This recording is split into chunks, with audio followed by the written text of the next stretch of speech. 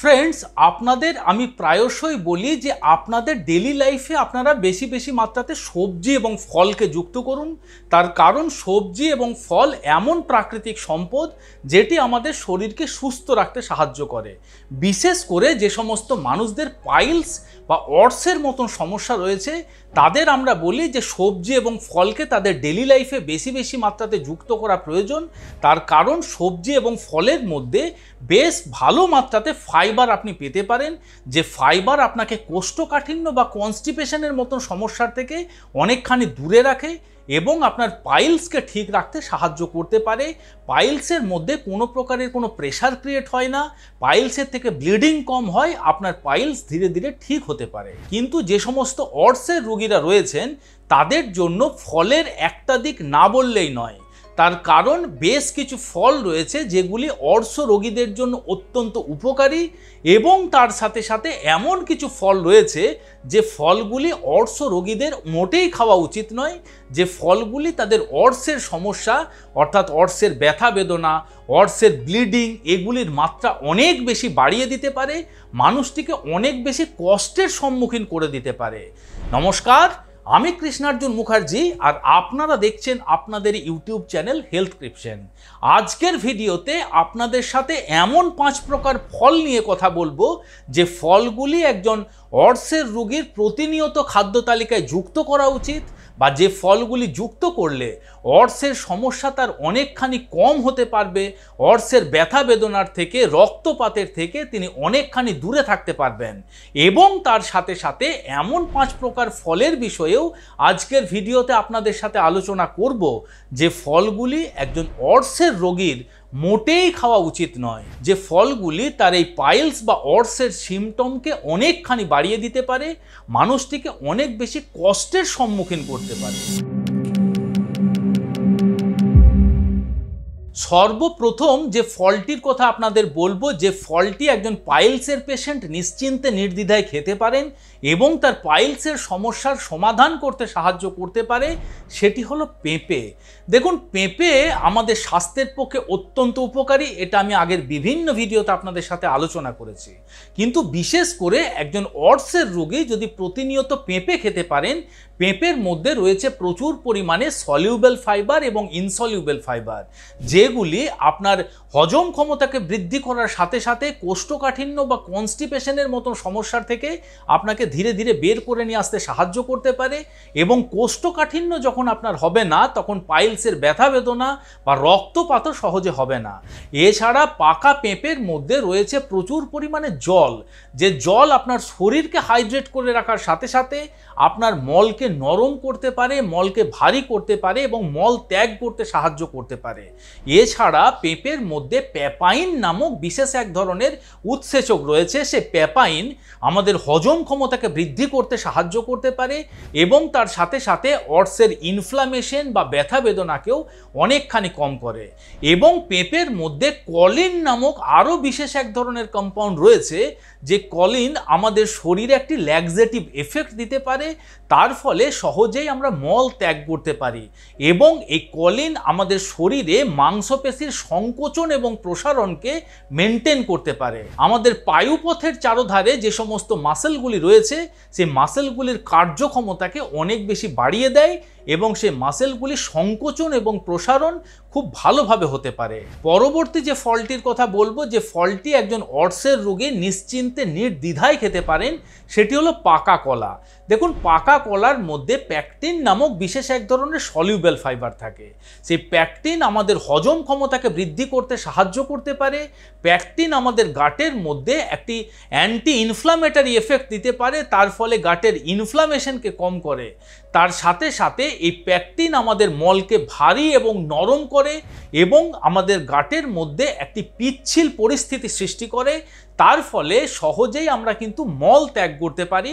এবং মল ত্যাগ করার সময়তে আমাদের পায়ুপথের মধ্যে যখন কোনো প্রকারের কোনো প্রেশার ক্রিয়েট হবে না, তখন কিন্তু ব্যথা বেদনা বা রক্তপাতের সম্ভাবনাও অনেকখানি কমে যেতে পারে। তাই আপনি যদি একজন পাইলসের পেশেন্ট হয়ে থাকেন, আপনার যদি ডায়াবেটিস বা অন্যান্য কোনো সমস্যা না থেকে থাকে, তাহলে অবশ্যই প্রতিনিয়ত 1 থেকে 2টি করে কলা আপনার খাদ্য তালিকায় আপনি যুক্ত করতে পারেন। পরবর্তী যে ফলটির কথা বলবো, যে ফলটি একজন পাইলসের পেশেন্ট অবশ্যই তার ডেলি লাইফে ইনক্লুড করতে পারেন সেটি হলো আপেল। দেখুন, আপেলের মধ্যেও রয়েছে প্রচুর পরিমাণে সলিউবেল ফাইবার এবং ভরপুর মাত্রাতে ইনসলিউবেল ফাইবার। এই সমস্ত ফাইবারগুলি আপনার হজম ক্ষমতাকে বৃদ্ধি করার সাথে সাথে আপনার কোষ্ঠকাঠিন্যের মতন সমস্যার থেকে আপনাকে দূরে রাখতে সাহায্য করতে পারে। এবং আপেলের মধ্যে ম্যালিক অ্যাসিড নামক এমন বিশেষ এক ধরনের কম্পাউন্ড রয়েছে যেটি আমাদের ডাইজেস্টিভ সিস্টেমের পেরিস্টালসিস মুভমেন্টকে ইমপ্রুভ করে এবং একইভাবে আমাদের পায়ুপথের চারিদিকে যে সমস্ত মাসেলগুলি রয়েছে সেই মাসেলগুলির সংকোচন এবং প্রসারণ ক্ষমতাকে বৃদ্ধি করে এবং পাইলসের সিমটমের থেকে আপনাকে অনেকখানি দূরে রাখতে সাহায্য করতে পারে। আপনি যদি একজন পাইলসের পেশেন্ট হয়ে থাকেন সেক্ষেত্রে প্রতিনিয়ত একটা করে আপেল কিন্তু অবশ্যই খান। তবে আপেল খাওয়ার সময় আপনি মনে রাখবেন যে আপেল যদি খোসা সহ খেতে পারেন সেক্ষেত্রে উপকারিতা আরও বেশি আপনি পাবেন। পরবর্তী যে ফলটির কথা বলবো সেই ফলটিও ফাইবারে ভরপুর থাকে, সেটি হলো নাশপাতি। নাশপাতিও এমন এক ধরনের ফল যে ফলটি একজন অর্সের রোগী নিশ্চিন্তে নির্দ্বিধায় খেতে পারেন। তার কারণ এই নাশপাতির মধ্যে রয়েছে প্রচুর পরিমাণে ইনসলিউবেল ফাইবার, যে ইনসলিউবেল ফাইবার আমাদের ডাইজেস্টিভ সিস্টেমের মধ্যে স্ক্রাবারের মতন কাজ করে, আমাদের কোলনকে পরিষ্কার রাখে, আমাদের ডাইজেস্টিভ সিস্টেমের মধ্যে কোনো প্রকারের কোনো শুকনো মলকে জমে থাকতে দেয় না। এবং তার সাথে সাথে এই নাশপাতির মধ্যে সরবিটল নামক বিশেষ এক প্রকারের সুগার অ্যালকোহল রয়েছে, যেটি আমাদের গাটের মধ্যে ল্যাক্সেটিভ এফেক্ট দেওয়ার সাথে সাথে রক্তপাতকে কম করতে সাহায্য করতে পারে এবং এই সরবিটল আমাদের পাইলসের ব্যথা বেদনাকেও কম করে। And last but not the least, fig বা ডুমুর, যেটিকে অনেকে আঞ্জিরও বলে থাকে। ড্রাই ফ্রুটসের সাথে আপনি যে কোনো ফলের দোকানে বা যে কোনো মুদিখানার দোকানে এটি খুবই ইজিলি কিনতে পারবেন, আর না হলে অনলাইন শপিং সাইটেও এটি খুবই ইজিলি কিনতে পাওয়া যায়।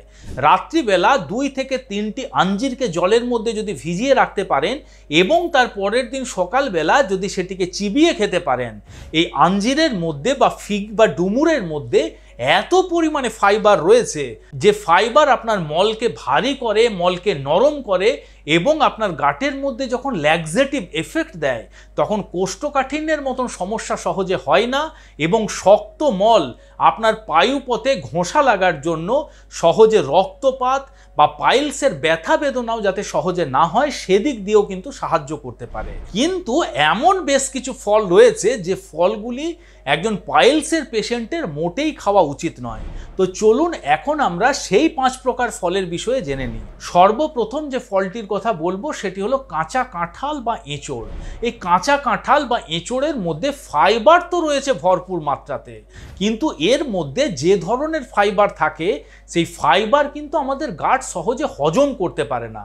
সেই ফাইবার হজম হতে বেশ দীর্ঘ কিছুটা সময় নিয়ে নেয় এবং যদি আপনি এই কাঁঠাল খাওয়ার পরে যদি পর্যাপ্ত মাত্রাতে জল না খান তখন কি হবে, তখন সেই ফাইবারগুলি আপনার মলকে শক্ত করে দেয়, মলকে শুকনো করে দেয়। তার ফলে সেই মল ত্যাগ করার ক্ষেত্রে আপনার অনেক বেশি কষ্ট হয় এবং মল ত্যাগ করার সময় পায়ুপথের চারধারে যে সমস্ত ব্লাড ভেসেলসগুলিতে ঘোষা লাগার জন্য ইনফ্লামেশন হয়ে আপনার এই পাইলসের সমস্যা সৃষ্টি হয়েছে সেই সমস্যাকে আরও অনেক বেশি বাড়িয়ে দিতে পারে, আপনার রক্তপাত সৃষ্টি করতে পারে।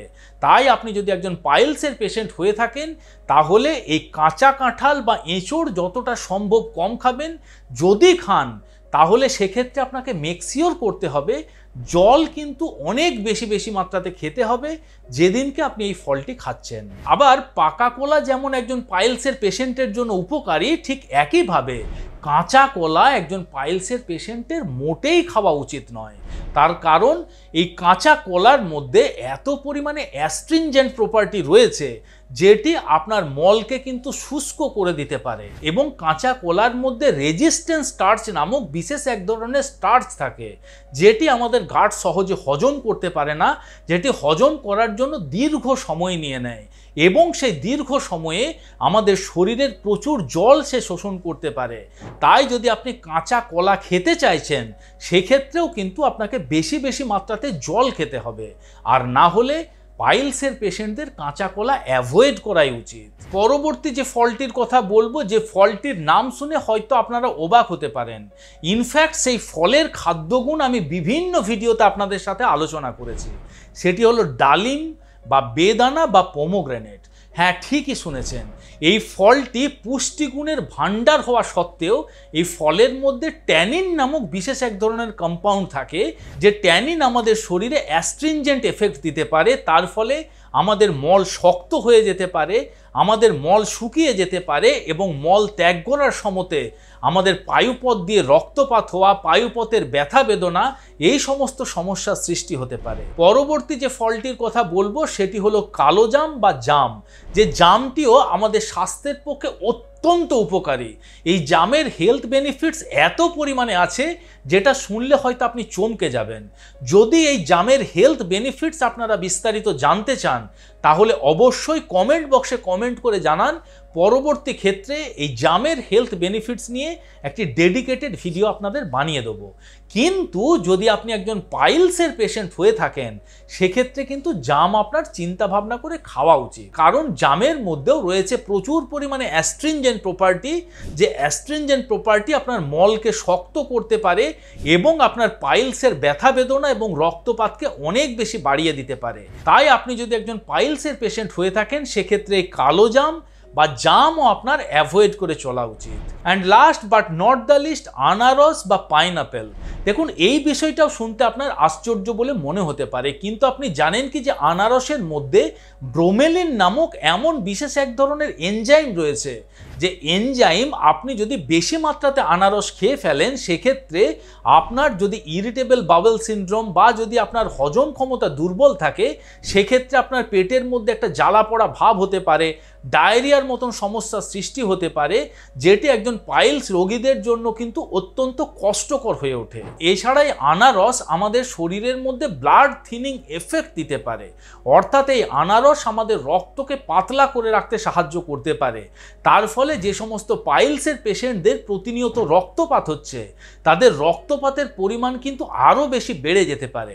এবং এই আনারস একটি অ্যাসিডিক ফ্রুট হওয়ার জন্য বা অম্ল জাতীয় ফল হওয়ার জন্য এটি যে সমস্ত পেশেন্টদের অ্যানাল ফিসার বা পায়ুদ্বারের মধ্যে একটা ফাটল রয়েছে বা যাদের সংবেদনশীল হজমতন্ত্র রয়েছে তাদের কিন্তু এটি কষ্টকর পরিস্থিতির সৃষ্টি করতে পারে। তাই সবে মিলেমিশে আপনি যদি একজন অ্যানাল ফিসার্স বা আপনি যদি একজন পাইলসের পেশেন্ট হয়ে থাকেন সেক্ষেত্রে কিন্তু প্রতিনিয়ত আনারস না খাওয়াই ভালো। আশা করি আজকের এই ভিডিওর মাধ্যমে আপনারা যদি একজন পাইলসের পেশেন্ট হয়ে থাকেন সেক্ষেত্রে বুঝতে পারলেন যে আপনাদের পাইলসের জন্য কোন ফলগুলি উপকারী এবং কোন ফলগুলি উপকারী নয়, কোন ফলগুলি ক্ষতিকারক হতে পারে। তাই ভিডিওটি যদি আপনাদের ভালো লেগে থাকে তাহলে অবশ্যই ভিডিওটিকে লাইক করবেন। এখনো পর্যন্ত যদি আমাদের এই হেলথক্রিপশন ইউটিউব চ্যানেল আপনারা সাবস্ক্রাইব না করে থাকেন বা যদি প্রথমবারের মতো এই চ্যানেলে আপনারা ভিডিও দেখছেন তাহলে অবশ্যই চ্যানেলটিকে সাবস্ক্রাইব করে পাশে থাকার অনুরোধ রইল। খুব শীঘ্রই দেখা হচ্ছে এইরকম ধরনেরই আরও একটি ইনফরমেটিভ এবং ইন্টারেস্টিং ভিডিওর সাথে। ততক্ষণ নিজেদের খেয়াল রাখবেন। আপনাদের সুস্থতা এবং দীর্ঘায়ু কামনা করছি।